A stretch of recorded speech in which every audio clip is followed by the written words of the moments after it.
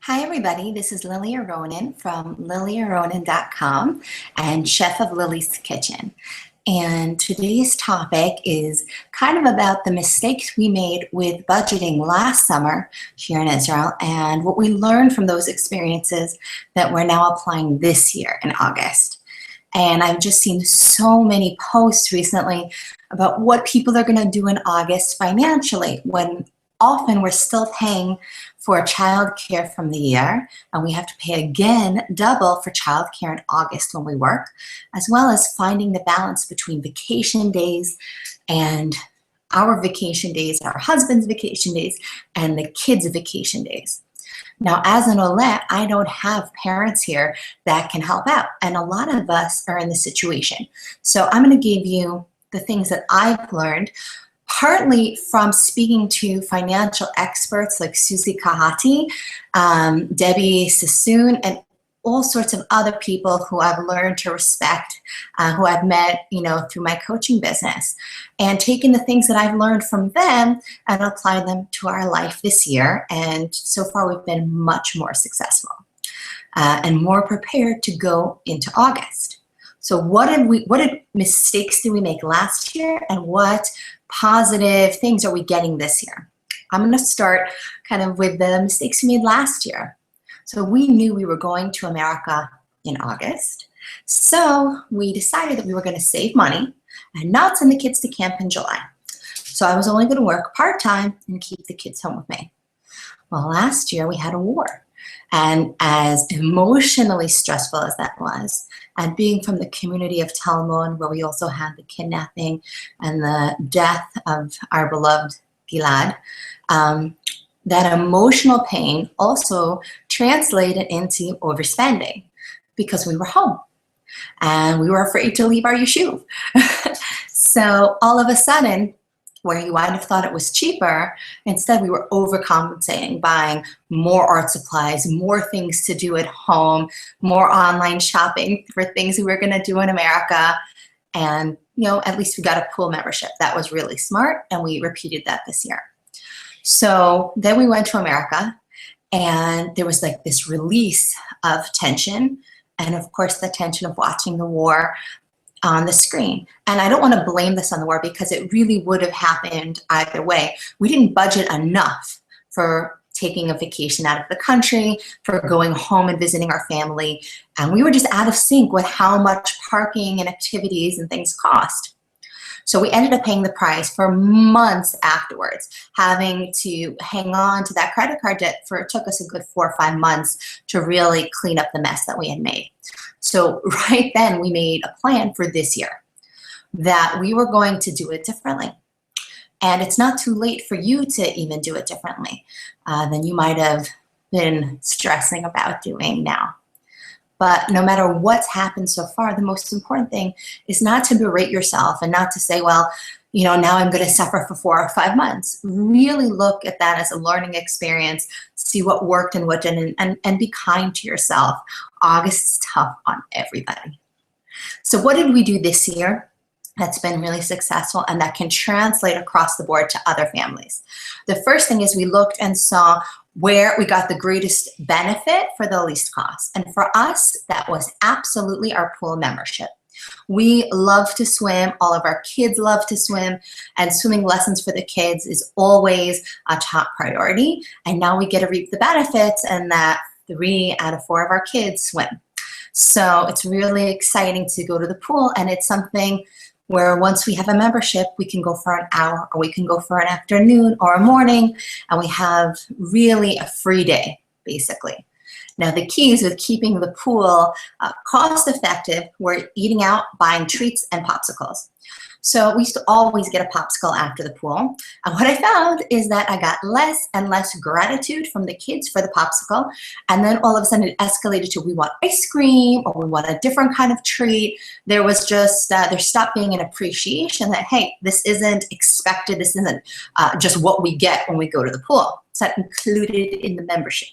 So that relates to my blog post this week on Times of Israel, which you should check out, on the mistakes we've made over the years and how we've learned that actually giving less allows us to get more appreciation from the kids and feel better and give more with a full heart what we're giving and really find that balance. And that's directly related to the way we planned out our summer. And we're going camping, right? So that's cheaper than going to a Zimmer.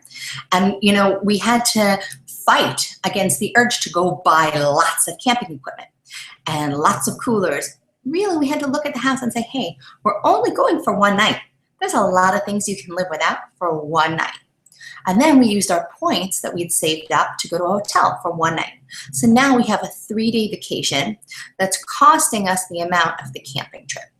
So again, we went and we bought the tent on Passover when they were on sale because we had an idea that we were going to try camping for the first time, plenty of time in advance.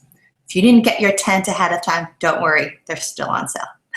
So again, we instead of going away to a Zimmer like we did last summer in July, even though we found an amazing deal and had a great time, I'll shout out to the Yavne El B&B run by friends of ours who are absolutely incredible, and they've been friends since we stayed there. So I will definitely post a link, and we absolutely enjoyed it. But this year, we really wanted to be more fiscally responsible and do things in a smarter way for us and our budget. And especially if I'm working less in August, it's really important that our lifestyle reflects that. So many of you may not have a job as flexible as mine where you can just say, okay, hey, I'm not cooking or I'm not coaching or I'm not doing private sessions in August. You'll have to wait till September. Many of you have to find daycare solutions. And we'll talk about that in a moment because we've also been there and made those mistakes and found things that worked. But if you have flexibility or you're a stay-at-home mom or you're able to take vacation days, the key is really to pick things that you're really going to get a lot of enjoyment out of and then stop getting all the extras. For example, I wanted to do something special with each kid over the summer. So previously, we would have gone out to eat and done an activity, plus there's the gas getting there and back. And there's something that the other kids are going to do while that child gets special quality time.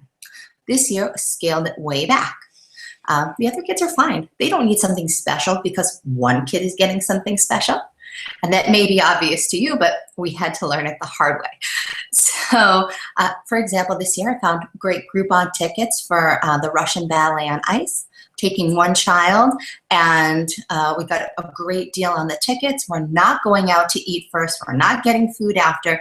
We're going to eat at home, maybe bring a snack with, and feel really good about it because instead, we're able to go out and have this amazing time, and I'm going to be relaxed. And I'm not going to put pressure on her or on the event to be worth what I'm spending. And listen, it's human, it's natural. When we invest something, we want it to be worth it. So sometimes it's worth it to spend less and just take out that expectation that really isn't always able to be filled. So now I'll tell you about the many years when we were both working full time and I was not able, and my husband wasn't able to really take vacation in August. One of the years, something I did that was very successful was I watched a friend of mine, who was a teacher.